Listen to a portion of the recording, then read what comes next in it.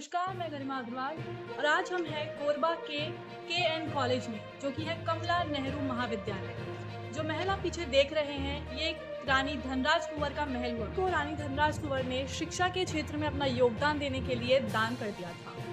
जैसा कि आप देख सकते हैं, ये महल अभी भी महल के रूप में ही है और इसमें एक पूरा का पूरा महाविद्यालय बसा हुआ है।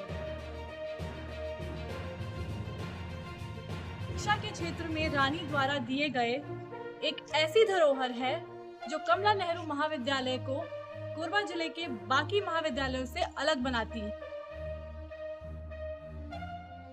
तो अभी हम मौजूद हैं कोरबा के केन कॉलेज के ग्रंथालय में। यह ग्रंथालय अपनी पुरानी और प्राचीन पुस्तकों के लिए प्रसिद्ध है।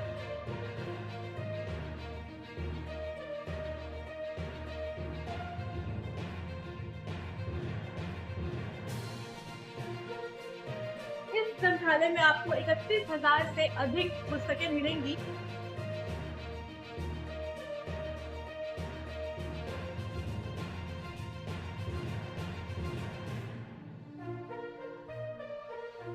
कोरबा की एक लोकप्रिय कथा, जिसमें कहा जाता है कि रानी धनराज कुंवर एक गुप्त रास्ते से सर्वमंगला मंदिर के दर्शन करने जाती थी। कहा जाता है कि आज भी वह सुरंग मौजूद है और सर्वमंगला मंदिर को जाने के लिए यह सुरंग हसदेव नदी को पार करके जाती है। तो क्या रानी उस नदी को पार करके जाती होगी? नहीं, क्योंकि नदी के नीचे से यह सुरंग जाती है। हालांकि इस महाविद्यालय में बहुत सारे परिवर्तन हुए हैं, मगर परिवर्तन के क्षेत्र के बाद भी, आधुनिकता के इस बढ़ते युग के बाद भी, इस कॉलेज ने अपने पुरानी धरोहर को समेटे हुए रखा है।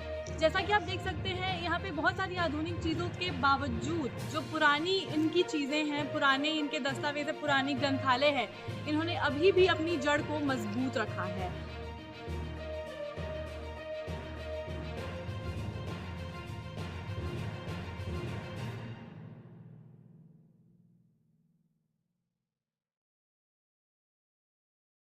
तो कितने सालों से कमला नेहरू महाविद्यालय की बागडोर को संभाल रहे हो? मेरी प्रथम नियुक्ति कमला नेहरू महाविद्यालय में 1996 में हुई और 2021 से प्राचार्य के पद पे। सर, जैसे कि अभी तक का सबसे बड़ा परिवर्तन यहाँ पर क्या रहा? महाविद्यालय में सबसे बड़ा परिवर्तन ये रहा है कि 1971 से महाविद्यालय बना हुआ है। तब जब इस महाविद्यालय की स्थापना हुई थी, 160 बच्चों से शुरू हुई थी, फिर आर्ट्स फैकल्टी को लेकर के।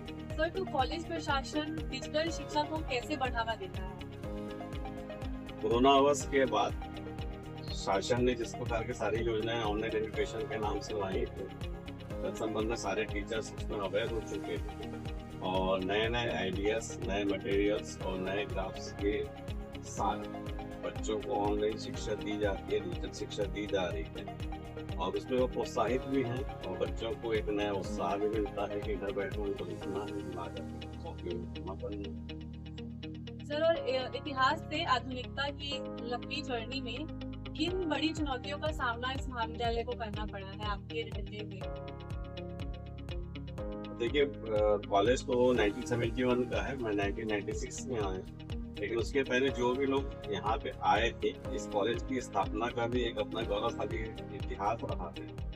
और लाहौर का नाम आपने सुना होगा, वहाँ से ये महाविद्यालय का जन्म हुआ और लाहौर महाविद्यालय, विप्र महाविद्यालय और उसके बाद कमला नेहरू महाविद्यालय।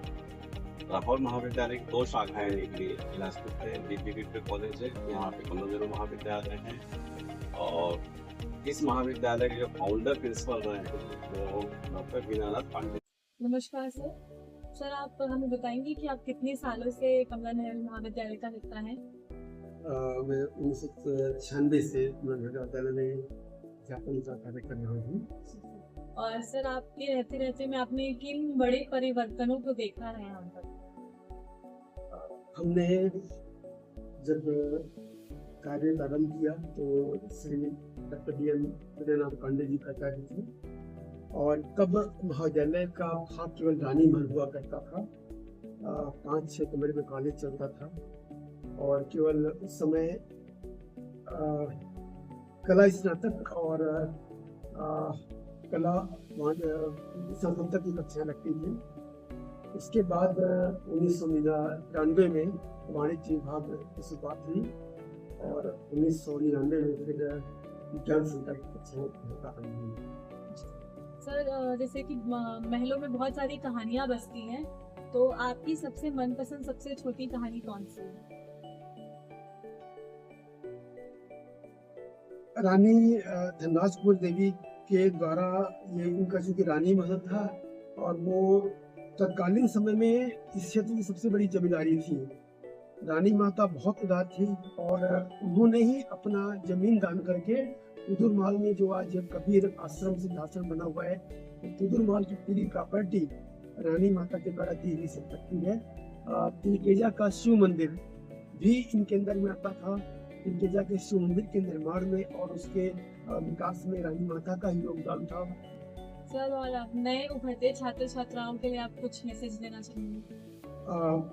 मैं जो नए छात्र छात्राओं से यह कहना चाहूँगा कि अध्ययन का कोई विकल्प नहीं है।